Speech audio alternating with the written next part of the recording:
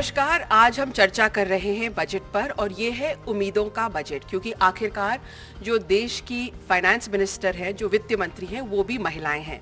तो महिलाएं क्या चाहती हैं बजट से, आज हम इस पर चर्चा करेंगे। लेकिन जयपुर में हम एक बहुत ही खास जगह पे हैं और हम यहाँ पर हैं, इनको कहते हैं रतन टेक्सटाइल। ये जो स्टोर है और जो एक छोटा घरेलू उद्योग था, आज वो एक बहुत बड़ा एक्सपोर्ट और रिटेल यूनिट बन गया है। इसकी शुरुआत 40 साल पहले सविता जैन ने की थी। सविता जी, बहुत बहुत शुक्रिया हमसे बातचीत करने के लिए। आपने जो एक छोटा सा उद्योग शुरू किया था, आज इतना बड़ा रिटेल और एक्सपोर्ट यूनिट बन गया है। तो उस टाइम जब शुरुआत हुई थी, क्या सोच के आपने शुरू किया और आज कैसा लगता है आपको? मैंने सोचा नहीं था कि इतना मुझे वो मिलेगा, पर अब ये टाइम है कि मुझे पीछे देखने का टाइम ही नहीं मिलता है। इसलिए और आपकी बहुएं पोती सब? हाँ, बहुएं पोतियाँ पोते सब इसी काम में, इसी लाइन में पढ़ाई करी है और इसी लाइन में आ रहे हैं सब। और आप लोग करते क्या है? मतलब जो रंगाई छपाई का काम है, ट्रेडिशनल एक तरह से जो हस्तकला है, उसको आप लोग प्रमोट करते हैं, उसको आपने एक प्लेटफॉर्म, एक मंच दिया है। उसी का जैसे कपड़े जो है उस पे आपने हैंड ब्लॉक प्रिंटिंग वगैरह किया है, साड़ीज बनाई है। साड़ीज़ और बेड कवर, रजाई, टेबल कवर्स वगैरह बनाते हैं और गारमेंट्स बनाते हैं हम लोग इसी का। और जो भी ये गारमेंट्स बनाते हैं वो बिल्कुल ट्रेडिशनल जो जयपुरी हैंडीक्राफ्ट है, हैंड ब्लॉक प्रिंटिंग को लेकर बनाते हैं। इसलिए मैं रघुश्री पोद्दार जी के पास आने के थोड़ा सा पहले मैं इसी क्राफ्ट के बारे में बात करते हुए पूजा से पूछूंगी। पूजा ने एक बहुत ही सुंदर हैंड ब्लॉक प्रिंट का सूट भी पहन रखा है, लेकिन उनका काम यहाँ से ब्रांच ऑफ करके पेपर मैशे पे है। पूजा, थोड़ा सा आप बताइए कि जो आप इंडस्ट्री आप लोग ने शुरू की है, उसमें आपको क्या लगता है सरकार क्या और दे, और क्योंकि आप बहुत सारी महिलाओं को भी रोजगार देती है। बेसिकली ये जो इंडस्ट्री है ये सारा हाथ से है। पेपर भी सब हाथ से ही बनाते हैं और एंड प्रोडक्ट जो होता है वो भी सब हाथ से ही बनता है। मशीन का उपयोग करीबन 10% होता होगा। It's 90% hand crafted. So and अभी एट प्रेजेंट जो GST है एप्लीकेबल इस कैटेगरी में, वो 18% है। तो मैं ये चाहती हूँ कि हम ये compete कैसे करेंगे मार्केट में, इंडियन मार्केट में और एक्सपोर्ट में। जो डिब्बे या जो भी प्रोडक्ट बनते हैं नॉर्मल मशीन से और हम जो हाथ से बनाते हैं वो ऑब्वियसली महंगे हैं, एंड उसमें GST भी 18% है। तो मैं चाहती हूँ कि गवर्नमेंट कुछ आर्टिजन्स को और महिलाओं को प्रमोट करे और ये जो GST की मात्रा है 18%, इसको कम करें या GST हटा दें। जैसे पहले वैट नहीं था, जब वैट था तब हैंडमेड पेपर पे वैट बिल्कुल नहीं था। आप वैट और GST दोनों दे रहे हैं? नहीं, वैट तो है ही नहीं अब, इट्स ओनली GST। पर GST 18 है। जब GST लागू नहीं हुआ था और वैट था, उस टाइम पे वैट 0 था हैंडमेड पेपर। दूसरी जो बात आपने कही है कि आपका एक ग्रीन इंडस्ट्री है, सिर्फ आप महिलाओं को नहीं, हैंडीक्राफ्ट और महिलाओं को ही नहीं रोजगार दे रही है, लेकिन आपका जो इंडस्ट्री है वो रिसाइकल और एक ग्रीन इंडस्ट्री है। तो ग्रीन इंडस्ट्री के पॉइंट ऑफ व्यू से भी आप क्या चाहते हैं? सो बेसिकली ग्रीन इंडस्ट्री से मतलब है कि ये जो पेपर बनता है इसके लिए हम पेड़ नहीं काटते हैं। जनरली पेपर बनता है पेड़ के पल्प से। हम जो टेक्सटाइल वेस्ट होता है उसको हम रिसाइकिल करके ये पेपर हम बनाते हैं। तो गवर्नमेंट को थोड़ा सब्सिडी भी प्रोवाइड करना चाहिए, या कोई सस्ते में अगर कोई ज़मीन दे दे। जैसे बेसिकली राजस्थान में हम हैं, पानी की मात्रा की हमेशा कमी रहती है यहाँ पे।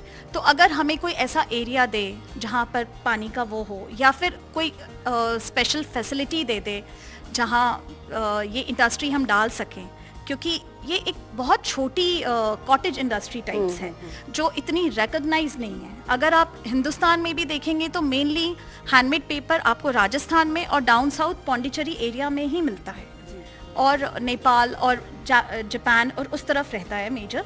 लेकिन यहाँ पे इंडिया में इन दोनों जगह ही ये मैन्युफैक्चर होता है। सो कुछ गवर्नमेंट को ऐसा स्कीम लाना चाहिए कि कुछ सस्ते में अगर हमें ज़मीन मिल जाए जहाँ हम ये पेपर मेकिंग फैक्ट्री डाल लें, क्योंकि अभी हमारी सांगानेर में है। आपको पता है सांगानेर में पानी का बहुत इशू। कितनी महिलाओं को आप रोजगार देती हैं? कितना वर्कफोर्स? हमारे यहाँ 80 फीमेल वर्कर्स हैं एट प्रेजेंट जो काम कर रही हैं। रघुश्री जी, मैं आपसे पूछना चाहूँगी क्योंकि उन्होंने इसके बारे में बोला है। एक तो आप जयपुर की महिलाओं का उद्योग में जो कौशल है वो देखिए, इनकी मदर इन लॉ, मेरे अभी ये मेरे को स्ट्राइक हुआ कि इनकी मदर इन लॉ ने टेक्सटाइल यूनिट है, टेक्सटाइल यूनिट से वेस्ट होता है तो उन्होंने एक पेपर मैशे का कर लिया है, तो कितना अच्छे से ये कनेक्ट हो रहा है।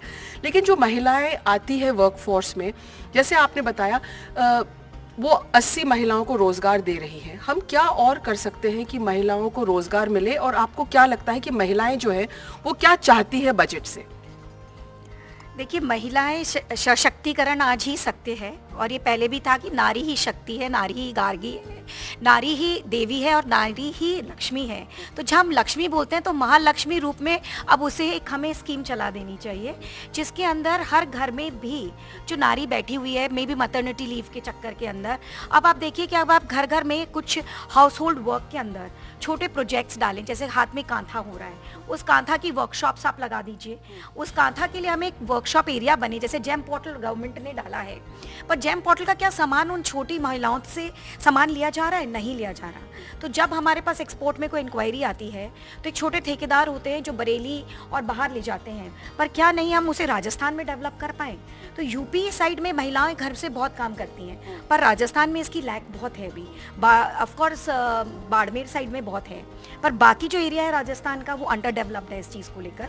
तो अगर गवर्नमेंट एक स्कीम चलाए कि जहाँ से महिलाएं घर से आकर काम ले जाएं और वहाँ अपना वेतन लें और वापस ले जाएं, और आपने एक वेतन हब बने। और आपने जो वेतन की बात करी है, इसलिए मैं अभी आपसे पूछना चाहती हूँ, आपने बहुत इंटरेस्टिंगली कहा था कि जो पगार है उसको डायरेक्टली हाथ में ना दिया जाए, बैंक में दिया जाए। देखिए, घर में क्या हो रहा है, जितनी भी बाई आती है, हाउस होल्ड काम करती है, उन्हें आप कैश दे देते हैं, वो कैश उनका सेविंग अकाउंट में जाएगा तो पैसा बढ़ेगा, वो उससे आगे कुछ और सोचेंगे। सुकन्या योजना जो है गवर्नमेंट की, कि उसके उस स्कीम के अंदर वो पैसा जमा करवा पाए अपने बेटी के जन्म पे, पर हाथ में जब उनके पास कैश ही नहीं होगा, घर में आते ही घर के पुरुष को वो दे देती है, पर बैंकिंग करे तो उससे कहीं ना कहीं महिला महालक्ष्मी जरूर बन जाएगी। जी जी, बहुत ही अच्छा सुझाव था आपका। मैं रिमी जी से पूछना चाहूँगी, रिमी आप डॉक्टर हैं, प्रोफेशनल हैं, आपने काम किया है, साथ ही आप बिजनेस में भी हैं, आपके हस्बैंड के साथ आपने हेल्थ केयर में एक हॉस्पिटल चलाया बहुत सक्सेसफुली। तो दो सवाल है मेरा, एक तो ये है कि जो प्राइवेट पब्लिक पार्टनरशिप हम देख रहे हैं हेल्थ केयर में, क्योंकि सरकारी जो हॉस्पिटल्स हैं उसमें बहुत ज़्यादा लोड है, अब सरकार चाह रही है कि प्राइवेट एंटरप्राइज के साथ पार्टनरशिप करें। दूसरा, हेल्थ केयर में महिलाएं क्या चाहती हैं? Thank you Harsha. देखिए, सबसे बड़ी चीज़ क्या है कि हेल्थ केयर में दोनों क्वेश्चंस का मैं जवाब देती हूँ। प्राइवेट पब्लिक जो एक माध्यम जो सरकार ने बनाया, आई थिंक वो बहुत ही डुएबल है, उसको करना ही चाहिए, क्योंकि सिर्फ अगर आप प्राइवेट पे छोड़ देते हैं तो वहाँ पे कॉस्ट फैक्टर आता है, और उसमें अगर पब्लिक पार्टिसिपेशन रहेगा तो वो एक बहुत ही खुला प्रोजेक्ट होगा, उसमें सभी का जो एक दृष्टिकोण लिया जाएगा कि सरकार और आम आदमी दोनों का जुड़ाव होगा, और उससे ज़्यादा क्लैरिटी होगी, ट्रांसपेरेंसी होगी, और उससे एक ढंग से जिसको वाकई में फ़ायदा मिलना चाहिए वो पार्ट आएगा। इसलिए मैं एक चीज़ और पूछना चाहती हूँ, क्योंकि आप हॉस्पिटल में हैं और आप पेशेंट से इंटरैक्ट करती हैं, क्या आप देखती हैं कि जो महिलाएं हैं उनको फैमिलीज अच्छी चिकित्सा व्यवस्था उपलब्ध करवा पाते हैं, या इसके लिए और कोई स्कीम्स होनी चाहिए? देखिए, स्कीम्स की तो कोई कमी नहीं है, पर अगेन मेरा आपसे एक ही बात कहना है कि जब महिलाएं आती है तो सबसे बड़ी चीज़ है कि जो मातृ शिशु वाला जो एक फैक्टर है, सब पॉपुलेशन हमारी एक बहुत बड़ी समस्या है। बहुत बाल विवाह 18, 19, 11, 12 साल की लड़कियों की शादियां हो जाती है, जल्दी उनको मातृत्व का वो बोझ पड़ जाता है, और घर के अंदर उनको काम भी करना पड़ता है। तो अगर हम देखा जाए तो पेपर्स के ऊपर सरकार ने काफ़ी सारी मतलब योजनाएं चालू कर रखी है। पहले भामाशाह था, अब आयुष्मान भारत हो गया। महिलाओं को सुविधा है, पर अगर हम उसे और भी ज़्यादा ढंग से प्रमोट करना चाहें तो मेरा मानना है कि प्रिवेंशन हमेशा बेटर होता है देन द क्योर। तो एक ग्राउंड लेवल पे बहुत सारी जागरूकताएं हम दे सकते हैं, स्पेशली जनसंख्या को लेके, स्पेशली महिला स्वास्थ्य को लेके, और भी कई सारी स्कीम्स अगर अपन, जैसे अपना ने बताया आंगनबाड़ी लेवल पे आशा वर्कर्स के साथ में, अगर वहीं से आप उनको एजुकेट करें, डाइट, खाना अभी भी पोषण बिल्कुल भी नहीं है महिलाओं के खाने पीने में, सिवाय बस वो रोटी सब्जी के कुछ भी नहीं खाती हैं। अक्सर जो हमारे पास में आती हैं आयरन डेफिशिएंसी है, कैल्शियम नहीं है, कुपोषण से ग्रसित होती हैं, बच्चे बहुत ज़्यादा कमज़ोर होते हैं। तो ये एक क्वालिटी ऑफ जो महिला स्वास्थ्य है वो भी घर से ही चालू होता है। तो हेल्थ केयर तो एक आखिरी पड़ाव है जिसके ऊपर हम उनके साथ में, पर मेरा कहने का मतलब है कि जब वो आते हैं उससे पहले अगर उनका कुछ फाउंडेशन है, नींव मजबूत हो, तो वो और भी अच्छा रहेगा। जी जी बिल्कुल, अगर महिला स्वस्थ रहेगी तो वर्कफोर्स में भी पार्टिसिपेट कर सकेगी। वेदिका, 3rd जनरेशन है रतन में, इनकी दादी ने शुरू किया था और इनकी मम्मी भी यहाँ पर हैं और अब ये भी यहाँ पर आके जुड़ गई हैं। तो सब जगह से आपने पढ़ाई करके आप वापस घर आए हो, घर के बिजनेस में आए हो। ऑब्वियसली आपको कहीं ना कहीं लगा कि ये मुनाफे का सौदा है, अगर मैं कहूँ तो। एक तो क्या आप सोच के यहाँ पर आए हैं, और अब आप जैसे बिजनेस धीरे धीरे समझ रही हैं, तो आपको क्या लगता है कि बिजनेस में सरकार को क्या करना चाहिए? आपको क्या उम्मीद है बजट से? Thank you Harsha ma'am. मैं 1 साल पहले आई थी वापस अपने बिज़नेस में, एंड मेरा मानना ये है कि अगर इतनी बड़ी लेगेसी चलती आ रही है जो हमारे बड़ों ने सबने इस्टेब्लिश किया, तो मैं उसमें क्यों नहीं आऊँ? पहला क्वेश्चन ही वो था। और दूसरा, जब से मैं आई, एक्सपोर्ट वाला जो हम लोग का चलता है वो अलग यूनिट, बट डोमेस्टिक जो हमने देखना चालू किया उसमें मुझे लगा कि जो GST का ब्रैकेट है अभी 5 to 12% का है, अगर उसमें ओवरऑल ही 5% पे कर दें तो अल्टीमेटली गवर्नमेंट को ही पैसे मिलने हैं। अगर 5% पे होगा तो कंज्यूमर्स जो खरीद पाएंगे वो ज़्यादा खरीद पाएंगे, तो मोर ज़्यादा मिल रहा है, परचेजिंग पावर आ जाएगी उनके बीच में। और दूसरा, जो रेपो रेट थी 2022 में 4% की थी, जो आज 6.5% की हो गई है। अगेन वो परचेजिंग पावर से ही रिलेट करता है। तो पावर कंज्यूमर्स के हाथ में होनी चाहिए, क्योंकि वो ही अगर नहीं खरीदेंगे तो GST भी गवर्नमेंट को कौन ही देगा। तो जी जी, बहुत सही सजेशन आपने दिया। आप बात करें कि किस तरह से टैक्स नेट को बढ़ाया जा सकता है, तो एक्चुअली आपका कहना है कि गवर्नमेंट का कलेक्शन उसमें बढ़ेगा, इकोनॉमी को बढ़ावा मिलेगा। हमारे साथ 2 और महिलाएं हैं जो बहुत ही इंटरेस्टिंग फील्ड में काम कर रही हैं और खुद ही सशक्त तो है ही, लेकिन काफ़ी लोगों को सशक्त भी कर रही है अपने साथ साथ। जो एक आराइश का काम है, जो एक डाइंग क्राफ्ट है, जो जयपुर की विरासत है, उसको बचाने में प्रियंवदा और शिवानी दोनों जुड़ी हुई हैं। लेकिन उसमें जैसे हमने चर्चा की, उसमें जो क्राफ्ट्समैन है और जो लेबर है वो स्किल नहीं है और वो स्किल पास ऑन नहीं कर रहा है। तो आपको क्या लगता है, आपने जो ये उद्योग पकड़ा है और एक तरह से बहुत नीश है, बहुत ही अलग किस्म का है, इस उद्योग में आप क्या चाहते हैं कि बजट में कुछ इसके लिए, इस तरह के, इस आपके टाइप के जो उद्योग है उसको क्या प्रावधान मिलना चाहिए? तो क्राफ्ट सेक्टर बहुत महत्वपूर्ण है, ये हमारी बहुत यूनिक मैन्युफैक्चरिंग अपॉर्चुनिटी है। तो बहुत सारे स्किल्स हैं जो अब ख़त्म हो रहे हैं क्योंकि उनका चलन नहीं है।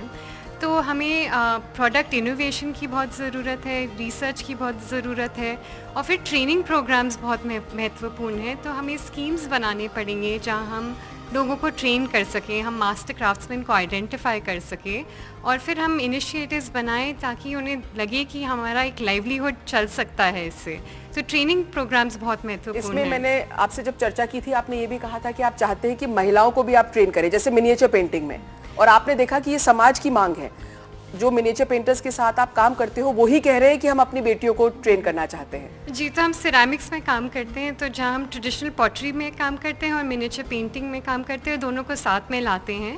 तो ट्रेडिशनली मिनिएचर पेंटिंग केवल मेन को लिमिटेड था, तो अब उनकी बेटियाँ सीखना चाह रही हैं। तो हमने एक ट्रेनिंग प्रोग्राम शुरुआत की है जहाँ पे हम उनको ड्राइंग सिखाते हैं, पेंटिंग सिखाते हैं, और धीरे धीरे 6 महीने में वो बहुत स्किल्ड हो जाती हैं और बहुत प्रोफिशेंट हो जाती हैं। और शिवानी, आपको क्या लगता है कि जैसे हम बात कर रहे थे कि क्या सरकार को बड़े लेवल पे कोई क्राफ्ट फेयर तैयार करे या क्राफ्ट का कोई कन्वेंशन हो जिसमें लोगों को स्किल किया जाए, क्योंकि जैसे सब लोग कह रहे हैं, सब लोग ज़्यादातर बिजनेस से भी है कि स्किल्ड जो होता है ना, स्किल लेबर फोर्स की बहुत ज़रूरत है। जो हमारा काम है ये आराइश का, ये बहुत कम लोग करते हैं आजकल, और हम चाहते हैं कि अब और भी ज़्यादा लोग करें, और बहुत ही अच्छी बात होगी अगर फीमेल भी इस काम में लग जाए। हमारे यहाँ अभी तो सिर्फ आदमी लोग काम कर रहे हैं। कैसा है इसका मार्केट, कैसा है? आपको लगता है कि there's a demand for your kind of products? जो हमने अभी चालू किया है वो और किसी ने कभी ये किया नहीं कि आराइश के जो वॉल प्लास्टर है उसके प्रोडक्ट्स बनाए हैं। तो हमने प्रोडक्ट्स बनाए हैं आराइश के, और हम अब देख रहे हैं कि कैसे लोग उसको कैसे एक्सेप्ट करते हैं। और मैं एक और चीज़ कहना चाहती हूँ कि अब लोग इंडिया को देख रहे हैं, लोग देख रहे हैं कि इंडिया में क्या क्या यूनिक चीज़ें बन रही हैं, क्योंकि हमारी इतनी पुरानी क्राफ्ट लेगेसी है। तो इंडिया पे बहुत इंटरेस्ट है, तो सरप्राइजिंगली हमारा रिस्पांस काफ़ी अच्छा रहा है इंडियन मार्केट से और ग्लोबल मार्केट से भी, क्योंकि इंडियंस भी अब अपने घरों को बहुत सुंदर रखना चाह रहे हैं और अपनी ट्रेडिशन को अपनी लाइफ का पार्ट बनाना चाह रहे हैं, तो डिमांड काफ़ी जी बिल्कुल, इसलिए हम जयपुर में यही चर्चा कर रहे हैं क्योंकि जयपुर जो है मध्यकालीन भारत का पहला सुनियोजित शहर था और ये जो शहर ये हस्तकला के लिए बसाया गया था और आज भी हम देखते हैं कि वो जो इसकी विरासत है इन महिलाओं ने एक तरह से उसे जिंदा रखा है, क्योंकि कई ना या तो ब्लॉक प्रिंटिंग है या पेपर मैशे का काम है या जैसे वो आराइश के बारे में बोल रही थी, सब जो महिलाएं आज हमारे साथ बात कर रही हैं वो इस उद्योग से जुड़ी हुई है, लेकिन वो सिर्फ उद्योग और व्यवसाय ही नहीं कर रही है, वो कहीं ना कहीं इस विरासत को बचा भी रही है। मेरे साथ सपना भी है। सपना, आप इस एक्सपोर्ट यूनिट से जुड़ गई हैं, तो सिर्फ एक मंच जो रतन टेक्सटाइल ने दिया है सिर्फ यहाँ पर डोमेस्टिक कंज्यूमर ही नहीं है, आपने इसको विदेश तक भेजने का काम किया है। जयपुर की रज़ाइयाँ हैं, टेबल क्लॉथ्स है, आप बड़े बड़े जो वेल नोन फ्लैगशिप स्टोर्स हैं उनको आप लोग सप्लाई करते हैं। आप क्या चाहते हैं सरकार से कि इस तरह का जो उद्योग है उसको एक्सपोर्ट में कैसे हेल्प हो? एक्सपोर्ट में जो हमारी मेन प्रॉब्लम आती है वो प्राइस फैक्टर है, क्योंकि हमारी जो डोमेस्टिक जो प्राइजेज़ होती हैं एक्सपोर्ट की प्राइजेज़ दैट इज़ मोर ज़्यादा महंगी हैं हमारी पड़ोसी देशों से, क्योंकि हमारे जो बेसिक हम यान या फैब्रिक ख़रीदते हैं डोमेस्टिकली उनके प्राइजेज़ ज़्यादा हैं जो हम एक्सपोर्ट करते हैं, क्योंकि उनको रिबेट मिलता है उसमें 5%, तो हमारी बेसिक कॉस्टिंग काफ़ी ऊपर आती है। तो जो ज़्यादा ऑर्डर्स होते हैं देखो वो हमारे आसपास के कंट्रीज़ पे जाते हैं इंस्टेड ऑफ इंडिया, जैसे बांग्लादेश हुआ, पाकिस्तान हुआ, उनके पास बाहर के लोग US से यूरोपियन कंट्रीज़ उनके ऑर्डर्स उनके पास ज़्यादा जाते हैं क्योंकि उनके बेसिक प्रोडक्शन कॉस्ट काफ़ी कम है। तो लेबर हमारे यहाँ डिफ़िकल्ट है, लेबर लॉज और जो आपके कंप्लाइंसेस मुश्किल हैं, कॉस्ट फैक्टर यान जो फैब्रिक्स हैं that should be little cheaper to the main Indian exporters. Absolutely, जो आप कही है, इट्स इंटरेस्टिंग कि इतनी बड़ी आबादी है हमारी, सब जनसंख्या में हम सबसे ज़्यादा हैं, लेकिन लेबर का यहाँ पर कहीं ना कहीं प्रॉब्लम है। रश्मि जी, आप क्या कहना चाहेंगी इस पे, क्योंकि आप भी इस एक्सपोर्ट बिजनेस में और बिजनेस में जुड़ी हुई हैं। जैसे उन्होंने बताया कि बांग्लादेश पड़ोसी राज्य है, छोटा सा देश है, हमारे से ज़्यादा एक्सपोर्ट कर रहा है। अगर कोई अमेरिका से आता है तो वो वहाँ जाके उसको ऑर्डर दे देगा, ना कि यहाँ दे। और तो क्या आपको क्या लगता है, इतनी बड़ी जनसंख्या है तो कहीं ना कहीं स्किल करना ज़रूरी है, लेबर लॉज को सिंप्लीफाई करने की ज़रूरत है? हाय हर्षा, मुझे ऐसा लगता है कि स्किल जो है उसके ऊपर अगर हम थोड़ा सा अगर सरकार काम करे, तो जैसा कि आपने कहा कि भाई जयपुर जो हमारा जगह है वो पूरा का पूरा इस उद्योग के लिए फेमस है, स्पेशली ब्लॉक प्रिंटिंग के लिए। लेकिन मुझे ऐसा लगता है कि आधी महिलाएं इस प्रोफेशन में कोई है ही नहीं। अगर मैं देखती हूँ, आज मैं ब्लॉक प्रिंटर्स के साथ बहुत क्लोजली काम करती हूँ, चाहे मैं स्टिचिंग यूनिट में काम कर रही हूँ, चाहे मैं प्रिंटिंग यूनिट में काम कर रही हूँ, मुझे कोई महिलाएं नज़र ही नहीं आती हैं। अगर हम शुरू से बच्चों को, जब वो बच्चे स्कूल में पढ़ाई कर रहे हैं, इस तरीके के कोई वर्कशॉप्स रन करे, सरकार कुछ इस तरीके का कुछ प्रोवाइड करे कि बच्चों अवेयर हो जाएं कि ब्लॉक प्रिंटिंग क्या है, तो उनके पास में कोई भी एक स्कोप रहेगा चूज़ करने के लिए कि वो किस तरीके का प्रोफेशन को आगे ले जा सकते हैं। इतना कुछ है क्राफ्ट बेस में करने के लिए, जो कि घर से भी किया जा सकता है, कहीं फैक्ट्रियों से भी किया जा सकता है, पर क्योंकि उनके पास में ज़रा भी अवेयरनेस नहीं है तो उन्हें समझ ही नहीं आता है कि उन्हें क्या करना है, और ले दे के वो अपनी चौला चूकों में लग करके अपनी पूरी ज़िंदगी ख़त्म कर देती है। अगर सरकार इन सब चीज़ों के बारे में प्रमोट करें, कुछ ऐसे लोन्स वगैरह की थोड़ी सी अगर लड़कियों को और महिलाओं को खास करके लोन्स प्रोवाइड करें, तो शायद बहुत सारा एक्सपोर्ट हमारा बढ़ जाएगा, जो कि सरकार को ही बहुत ज़्यादा फ़ायदा करेगा, क्योंकि एक्सपोर्ट से आज हमारे कंट्री के अंदर दूसरे देशों का पैसा आएगा। तो अगर हम विमेन एम्पावरमेंट की बात करें, तो अगर हम 50% पे सोचेंगे, तब जा कर के हम अब एक डेवलप्ड कंट्री बन सकते हैं, जो कि हमारे लिए बहुत ज़्यादा फ़ायदेमंद हो सकता है। लास्ट वर्ड फ्रॉम यू अपना, just to sum up what everybody has said. जो उन्होंने कहा कि लिंक इट विद बैंकिंग, जो पगार है हाथ में मत दीजिए, बैंक में दीजिए। उन्होंने स्किल की बात करी, उन्होंने कहा स्कूल से ही हमें सिखाइए। They talked about dyeing craft tradition, और हमने देखा है कि जयपुर में जो महिलाएं हैं उन्होंने कितना अच्छे तरीके से अपना व्यवसाय और उद्योग बनाया है, और वो भी ऐसी कला को लेकर जो हमें जयपुर में एक विरासत के तौर पर मिली है। तो फाइनल कमेंट मैं बस आपसे लेना चाहूँगी, महिलाएं क्या चाहती हैं बजट से? Thank you very much Harsha ji. महिलाएं बहुत कुछ चाहती हैं बजट से, और जैसे कि आपने सही कहा, आधी आबादी है महिलाएं, और महिलाएं जब सशक्त होती हैं तो पूरा परिवार सशक्त होता है, पूरी कम्युनिटी सशक्त होती है, देश सशक्त होता है। तो जहाँ तक सशक्तिकरण की बात है और जहाँ तक महिलाओं को वर्कफोर्स में लाने की बात है, कुछ ऐसी चीज़ें हैं अगर उनके होने से वो ज़्यादा बेटर हो सकता है। एक तो देखिए, महिलाएं बाहर निकलकर काम करना चाहती है, हर महिला के अंदर एक चाह है काम करने की, परंतु उसको ये नहीं पता कि अगर वो बाहर कदम रखेगी तो वो कितनी ज़्यादा सेफ और सिक्योर होगी। अगर वो बाहर कदम रखेगी तो एक बेसिक चीज़ जैसे कि एक बाथरूम उसको मिलेगा कि नहीं मिलेगा, एक ऐसी चीज़ कि उसको एक फैसिलिटी मिलेगी कि नहीं मिलेगी, तो ये सब जो चीज़ें हैं, मेडिकल फैसिलिटी हो जाए, हेल्थ एंड सैनिटेशन हो जाए, या फिर उसको ये पता चले कि ये मेरा राइट है, ये मेरे को काम करना है, और ये मैं एक बैंक लोन अप्लाई कर सकती हूँ, और ये लोन सिर्फ महिलाओं के लिए है। देखिए हर्षा, बहुत ही आपको आश्चर्य होगा कि एक संडे कॉलम लिखती हूँ और उसमें स्टार्टअप्स के ऊपर लिखती हूँ, और 10 में से 8 चिट्ठियाँ जो आती हैं उसमें एक ही सवाल होता है कि हमें पैसा कैसे प्राप्त हो। देखिए, पैसा सरकार ने प्राप्त आपको दिया है, चाहे वो स्टार्टअप स्कीम हो, परंतु हमें ये नहीं पता हर्षा, औरतों को ये नहीं पता कि क्या ये स्कीम मेरे लिए है कि नहीं। तो जो एक कम्युनिकेशन गैप है, एक बैरियर है, उसको दूर करने का प्रयास करना चाहिए। जहाँ तक कि बजट से उम्मीदें हैं, एक ऐसा टैक्स स्लैब हो जो महिलाएं अपने बच्चों के या बूढ़े माँ बाप का ख्याल रखती हैं, तो उनके लिए एक स्पेशल टैक्स स्लैब रेट होना चाहिए। जो महिलाएं अपना व्यवसाय शुरू करना चाहती हैं, उनको जो ऑपरेशनल चैलेंजेस आते हैं उसके लिए उनको एक नो हाउ जो है वो होना चाहिए।